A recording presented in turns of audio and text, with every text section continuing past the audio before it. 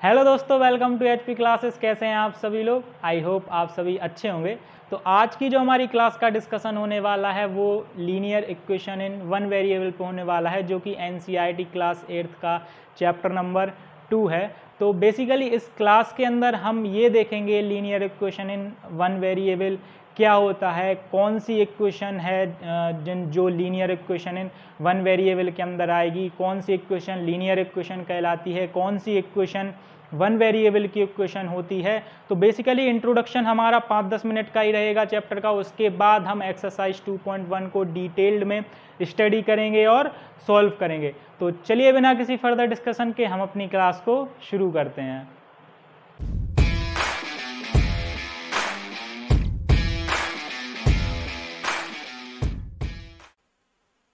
तो हम चैप्टर 2 को शुरू करते हैं, जो कि है linear equation in one variable. तो एक्सरसाइज 2.1 को शुरू करने से पहले हम थोड़ा 2-4 मिनट ओवरव्यू देख लेते हैं चैप्टर का, कि जो इक्वेशन है तो हम कैसे आइडेंटिफाई करेंगे कि वो इक्वेशन वन वेरिएबल है या टू वेरिएबल है, या वो इक्वेशन लीनियर इक्वेशन है कि नहीं है। तो सबसे पहले हम इस चैप्टर को थोड़ा सा इंट्रोडक्शन देख लेते हैं। सबसे पहले हम देखेंगे लीनियर इक्वेशन क्या होता है। क्या लीनियर इक्वेशन क्या होता है? तो सबसे पहले क्या होता है कि इक्वेशन लीनियर वो इक्वेशन होती हैं जिनकी पावर 1 होगी।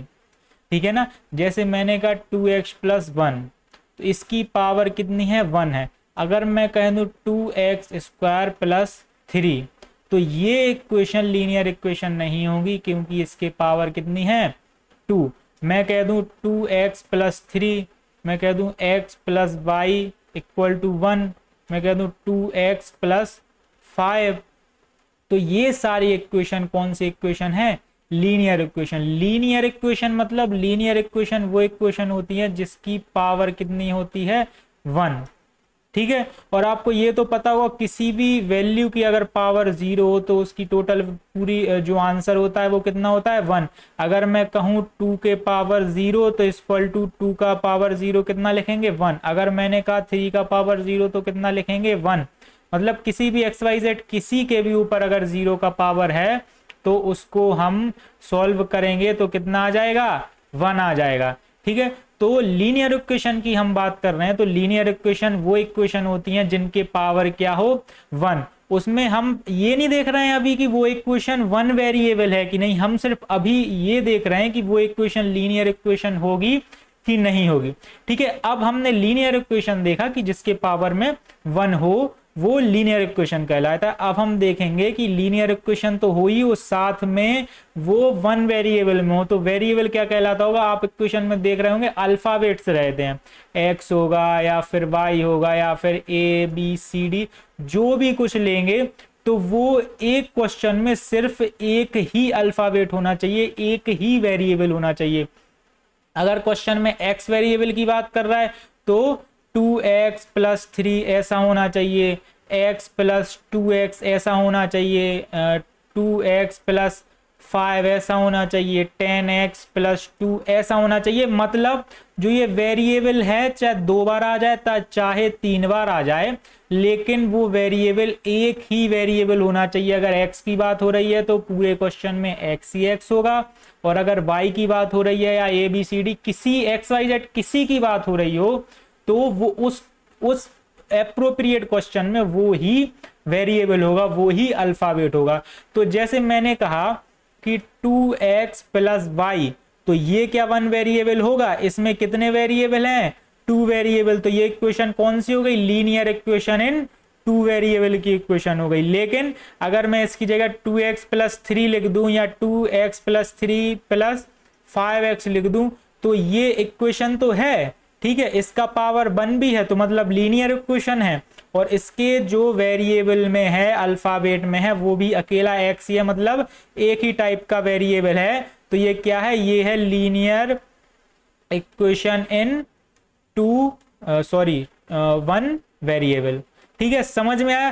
तो लीनियर इक्वेशन की बात करें तो लीनियर इक्वेशन वो इक्वेशन होती हैं जिनकी पावर 1 हो। ठीक है। और वन वेरिएबल वो हो जाती है जिसमें ओनली 1 अल्फाबेट हो। ठीक है। तो इतना इंट्रोडक्शन करने के बाद हमारी 2.1 एक्सरसाइज आसानी से सॉल्व हो जाएगी। तो चलो हम 2.1 जो एक्सरसाइज है हमारी उसको सॉल्व करते हैं।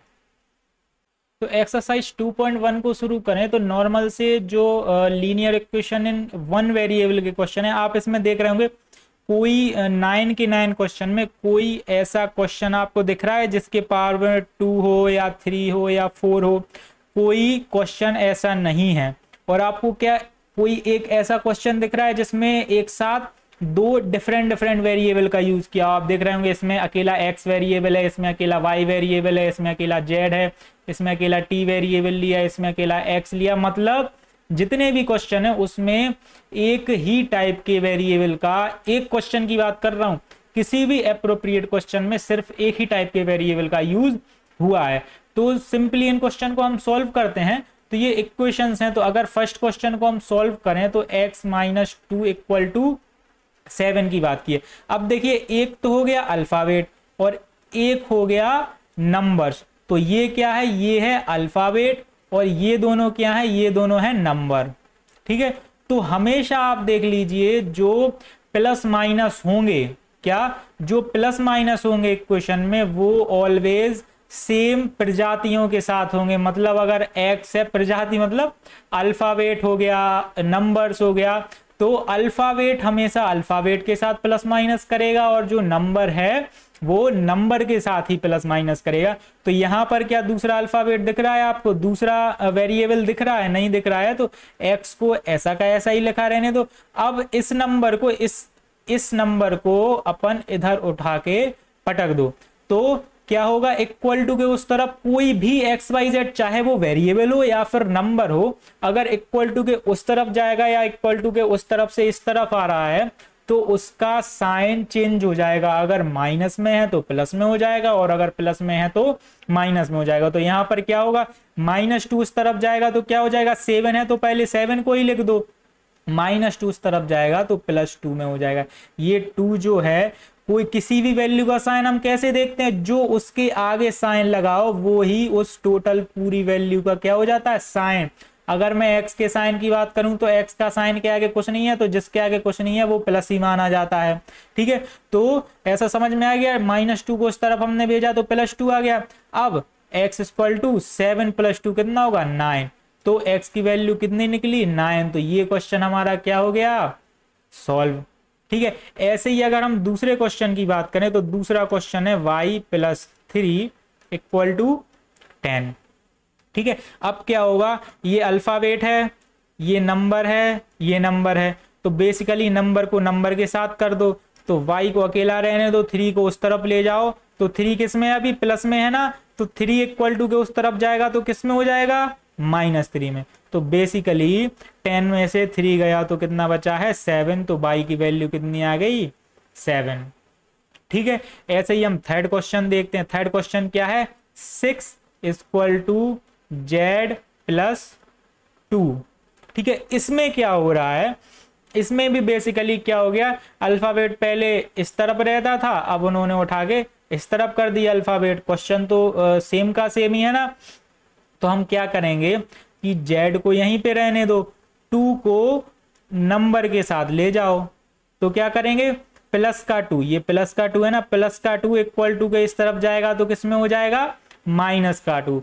तो 6 - 2, मतलब अगर उस तरफ ले जा रहे तो इस तरफ पहले जो वैल्यू है, जो पहले से वैल्यू है उसको हम ऑलवेज पहले ही लिखेंगे। आपने इस क्वेश्चन में देखा होगा कि 10 पहले था तो 10 को यहां भी हमने पहले लिया और जो इक्वल टू के उस तरफ हमने भेजा है वो ऑलवेज बाद में आएगा। ठीक है, तो यहां पर 6 पहले से था तो 6 लिख लिया और +2 इस तरफ आया तो किसमें हो गया, -2। इक्वल टू में कितना बचा है, अकेला z। अब z की वैल्यू कितनी आ गई, z की वैल्यू आ गई 6 में से 2 को माइनस किया तो 4। तो z इक्वल टू कितना होगा, 4 = z लिख सकते या फिर z = 4। ठीक है, तो z की वैल्यू 4 आ गई। ठीक है, 3 क्वेश्चन समझ में आए। अब हम फोर्थ वाला करते हैं जिसमें वैल्यू रेशनल नंबर्स में आ गई हैं। अब हम क्या करेंगे, फोर्थ क्वेश्चन को सॉल्व करेंगे। तो फोर्थ क्वेश्चन क्या है, 3/7 + x इक्वल टू 17/7। तो कुछ नहीं करना है, जैसा पहले सिंगल नंबर में था, होल नंबर या फिर रेशनल नंबर या फिर जो भी नेगेटिव नंबर है उसमें था, अब वो क्या आ गया रेशनल नंबर में या फिर फ्रैक्शन में आ गया। ठीक है, तो कुछ नहीं करेंगे, ये नंबर है, ये नंबर है, रेशनल नंबर है लेकिन है तो नंबर ही ना, तो इस x को यहाँ पर अकेला ही रहने दो।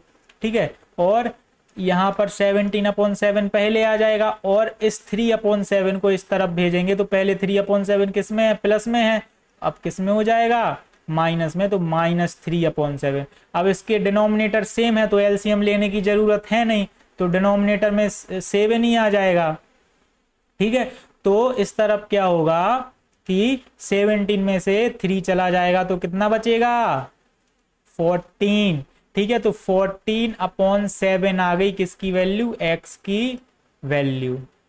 ठीक है, समझ में आया। सॉरी अगर मेरी वजह से अगर ये दिख नहीं रहा हो तो रियली सॉरी, मैंने ध्यान नहीं दिया कि ऊपर मेरा मतलब फेस दिख रहा होगा, तो नहीं दिख रहा है तो मतलब वॉइस से समझ में तो आपको आ ही गया होगा। बेसिकली रेशनल नंबर को रेशनल नंबर के साथ कर दो, जो भी प्लस माइनस हो रहा है उसको सॉल्व कर दो। तो हम क्वेश्चन नंबर 5 पे आएंगे, तो क्वेश्चन नंबर क्या है, 6x + 12। अब इस वेरिएबल के साथ प्लस माइनस में नहीं है नंबर, ये नंबर किस में है, मल्टीप्लाई में। तो बेसिकली हम क्या करेंगे, सॉरी 6x = 12 है। ठीक है, तो क्या करेंगे, सबसे पहले जब मल्टीप्लाई, इसमें ऐसा लिखा ना 6 × x, तभी तो 6x आया, = 12 ऐसा लिखा है ये। तो क्या करेंगे, जब प्लस माइनस की वैल्यू इक्वल टू के उस तरफ जाती है तो प्लस की वैल्यू हो जाती है माइनस और माइनस की वैल्यू क्या हो जाती है, प्लस। लेकिन अगर मल्टीप्लाई वाला इक्वल टू के उस तरफ जाएगा तो वो किस में हो जाएगा, डिवाइड में, और डिवाइड वाला इक्वल टू के उस तरफ जाएगा तो किस में हो जाएगा, मल्टीप्लाई में, अपोजिट होके। ठीक है, तो बेसिकली हमें क्या करना है, 6x के किस में है, मल्टीप्लाई में है, तो x को तो हम यहीं रहने देंगे। ठीक है, क्योंकि नंबर को नंबर के साथ ले जाना, हमें x को यहीं पे रहने दो। तो 6 मल्टीप्लाई में था तो यहां किस में हो जाएगा, 6 डिवाइड में, तो 6 से डिवाइड में हुआ तो 6 2 जा कितना हो गया, 12। तो x की वैल्यू कितनी हो गई है, 2। समझ में आया आपको। अगर प्लस माइनस में है तो बेसिकली इक्वल टू को उस तरफ जाके प्लस का माइनस में, माइनस का प्लस में हो जाएगा।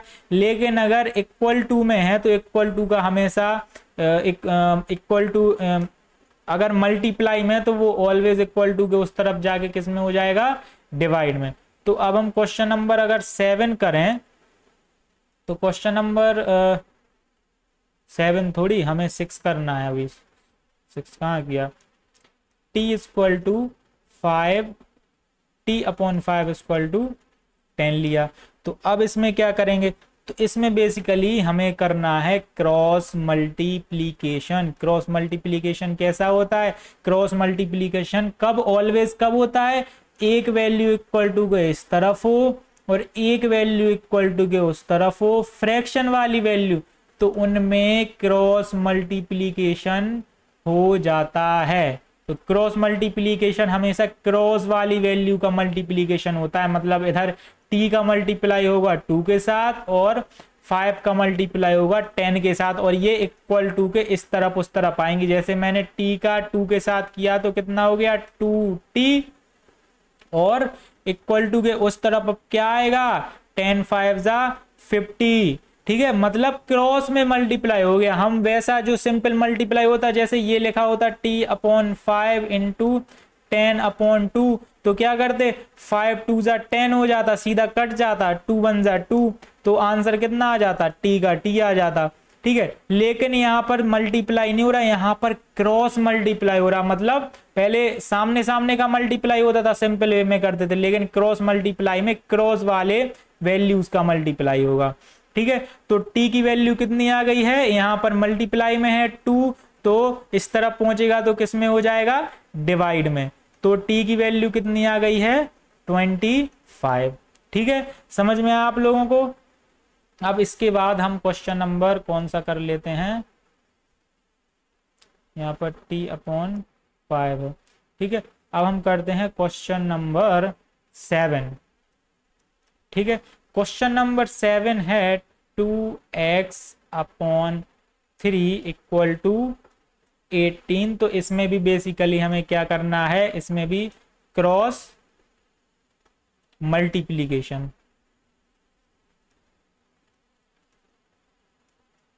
ये है स्पेलिंग, क्रॉस मल्टीप्लीकेशन करेंगे। तो बेसिकली अगर सिंगल वैल्यू है तो उसकी अपॉन में हम 1 ले लेंगे, क्योंकि अपॉन में 1 लेने से वैल्यू का मतलब चेंज तो नहीं होता, लेकिन हम उसको फ्रैक्शनल वे में लिख देते हैं, क्योंकि जो क्रॉस मल्टीप्लीकेशन होता है वो फ्रैक्शन का ही होता है, न्यूमरेटर का दूसरे वाले के डिनोमिनेटर के साथ और दूसरे वाले के न्यूमरेटर का पहले वाले के डिनोमिनेटर के साथ मल्टीप्लाई होगा।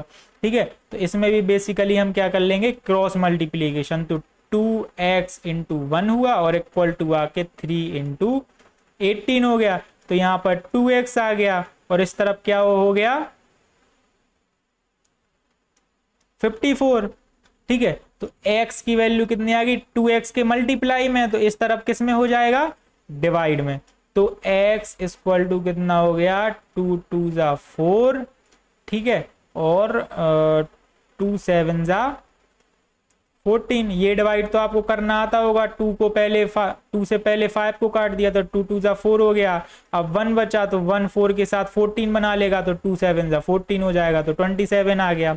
ठीक है, अब 7 के बाद हम 8th क्वेश्चन पे आएंगे। क्वेश्चन नंबर 8 को हम शुरू करें तो क्वेश्चन नंबर 8 है 1.6 इक्वल टू y अपॉन 1.5। तो बेसिकली इसमें भी कुछ नहीं करना है, वैल्यू अपॉन में मतलब वैल्यू पॉइंट्स में आ गई है तो उससे हमें कोई मतलब नहीं है। हम क्या करेंगे, इसके अपॉन में 1 ले लेंगे, इन दोनों का मल्टीप्लाई कर देंगे। ठीक है, तो मल्टीप्लाई क्या होगा, इसमें हम क्या कर सकते हैं, ठीक है ऐसे ही करेंगे अपन। तो क्या हो गया 1.6 इंटू 1.5 इक्वल टू y। तो y की वैल्यू क्या आ गई, इन दोनों का मल्टीप्लाई कर दो। इन दोनों का मल्टीप्लाई क्या होगा 15 6 जा 90, कैरी आई 9, 15 1 जा 15 और 9 24। और इनमें पॉइंट कब लगेगा, यहाँ पॉइंट के बाद एक वैल्यू है, यहाँ पॉइंट के बाद एक वैल्यू है, तो टोटल मिला के पॉइंट के बाद कितनी वैल्यूज आ गई 2 वैल्यू। तो 1 और 2 पॉइंट्स के यहाँ पर हम डेसिमल पॉइंट लगा देंगे। ठीक है, मतलब मल्टीप्लाई में क्या होगा, यहाँ पर पॉइंट के बाद एक नंबर है, यहाँ पर पॉइंट के बाद एक नंबर है, तो टोटल जब मल्टीप्लाई किया तो पॉइंट के बाद कितने नंबर होने चाहिए 2 नंबर होने चाहिए। ठीक है, तो ठीक है मतलब सही हुआ, मैं चेक कर रहा था थोड़ा। तो y की वैल्यू कितनी हो गई है 2.4। मतलब बेसिकली कुछ नहीं करना, अल्फाबेट को एक तरफ कर लो, नंबर्स को एक तरफ कर लो और उसके बाद उनको क्या कर दो सॉल्व। ठीक है, तो अब हम करेंगे क्वेश्चन नंबर 9। तो क्वेश्चन नंबर 9 है 7x माइनस 9 इक्वल टू 16। ये 9th क्वेश्चन है ना, तो इसमें क्या करेंगे, इसमें भी वही करना है। सबसे पहले 7x को यहीं पे रहने दो, -9 को उठा के इस तरफ पटक दो। ठीक है, तो 7x इक्वल टू कितना हो गया 16 माइनस ये 9 किस में माइनस में, तो इस तरफ पहुंचेगा तो किस में हो जाएगा +9 में। तो 7x इक्वल टू 16 + 9 कितना होता है 25। ठीक है, तो x क्वेश्चन सही लिखा कि पॉइंट में आंसर आएगा, ये हमारा क्वेश्चन सही लिखा है।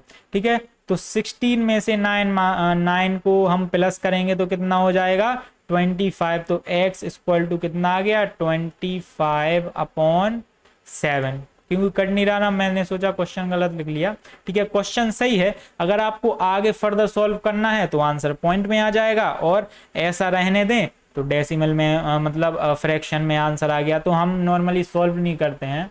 ठीक है, ये आपका आंसर कितना आ गया 25/7। ठीक है, अब हम क्वेश्चन नंबर 10 को देखेंगे जो कि है अगले पेज पे। तो क्वेश्चन नंबर 10 पे आए तो क्वेश्चन नंबर क्या है 14y-8 इक्वल टू 13। तो सिंपली हम फिर से वही करेंगे, 14y को एक ही तरफ रहने दो, -8 उस तरफ जाएगा तो किस में हो जाएगा +8। जो इस तरफ पहले वैल्यू है वो तो पहले ही आएगी, ठीक है, क्योंकि जो उस तरफ उसके एरिया में जा रहे हैं ना, तो चलती तो उसकी होगी, मतलब आगे तो वही रहेगा, ठीक है। उसके बाद हम क्या करेंगे, 14y वैसा का वैसा रहेगा, 13 में +8 कर देंगे तो कितना हो जाएगा, 8 9 10 11 और 21 हो गया, ठीक है, सही हुआ है। y इक्वल टू 21/14, y की वैल्यू भी किस में आई है, फ्रैक्शन में। फर्दर अगर आप सॉल्व करना चाहें तो फ्रैक्शन में, डेसिमल में आंसर आ जाएगा, ठीक है। अब क्वेश्चन नंबर 11 की अगर हम बात करें तो 11 में क्या ले लिया उन लोगों ने, वेरिएबल पी वेरिएबल ले लिया, तो कुछ नहीं करेंगे, 6p वेरिएबल को वहीं पे रहने दो, ठीक है, और 17 यहाँ पर किस में है, प्लस में है, तो ये उस तरफ जाएगा तो किस में हो जाएगा, माइनस का 17 में, ठीक है। अब 6p यहाँ पर रहेगा, अब क्या होगा, 17 में से 9 को बेसिकली हम बड़े में से छोटे को घटा देना, तो 17 में से हम 9 को माइनस करेंगे तो कितना आ जाएगा, तो 17 में से 9 को माइनस करो तो हमारा आ जाएगा 8, ठीक है, 8 आ गया। लेकिन 8 प्लस में आएगा कि माइनस में, तो जिस वैल्यू का साइन बड़ा होगा आंसर उसी का डोमिनेट होगा, साइन वही डोमिनेट होगा। तो 9 था प्लस में, तो प्लस माइनस क्या होता है, आपने अगर पता हो तो प्लस माइनस क्या होता है, माइनस, तो इन दोनों का हमने किया माइनस, और अब साइन कौन डोमिनेट करेगा, तो जिस बड़ी वैल्यू का साइन जो होगा वही डोमिनेट करेगा। तो 9 का साइन प्लस था, 9 से बड़ी वैल्यू क्या है, 17, और 17 का साइन क्या है, माइनस, तो माइनस डोमिनेट करेगा फाइनल आंसर में। मतलब प्लस माइनस माइनस हो, चाहे माइनस माइनस प्लस हो, कुछ भी हो, जिस वैल्यू का जो वैल्यू बड़ी होगी उसी का साइन फाइनल आंसर में डोमिनेट करेगा, मतलब वही आएगा, ठीक है। तो ये आ गया। अब p को सिंपली हम कर लेते हैं, -8/6 मल्टीप्लाई में था तो डिवाइड में हो गया, इसको फर्दर हम काट देते हैं, तो 2 3 जा 6 हो गया, 2 4 जा 8 हो गया, सॉरी 2 3 जा 6 हो गया, तो p इक्वल टू कितना आ गया, -4/3, ये हमारे p की वैल्यू आ गई, ठीक है। अब क्वेश्चन नंबर 12 को भी हम यहीं पे सॉल्व कर लेते हैं। तो क्वेश्चन नंबर 12 क्या है, क्वेश्चन नंबर 12 है x/3 + 1 इक्वल टू 7/15, ठीक है। इसको भी हम वैसे ही सॉल्व करेंगे। सबसे पहले क्या करेंगे, x के साथ जो अटैच है उसको वहीं पे रहने दो, ठीक है, इस 1 को उस तरफ कर देंगे, तो 1 किस में है, प्लस में है, अब किस में हो जाएगा, माइनस में।